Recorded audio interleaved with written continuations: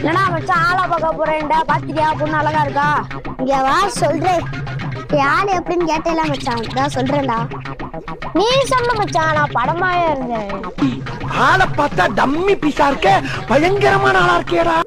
முகம் வந்து பௌர்ணமி நிலா மாட்டிக்கிடாம, அவ கூந்தல் வந்து கார்கலம் மேக மாட்டிக்கிடாம, அவ கண்ணு ரெண்டு நவா பழம் நட்சத்திர வச்சு மாட்டிக்கிடாம, அவ மூக்கு வந்து கிளி மூக்கு மாட்டிக்கிடாம, அவ பல்லு வந்து மாதுளம்பழத்தை உதுத்து விட்ட மாட்டிக்கிடாம, வாழுத்தண்டு காலுடா மச்சான், ரெண்டு கை புறாவோட இறகு மாறிடா மச்சான்.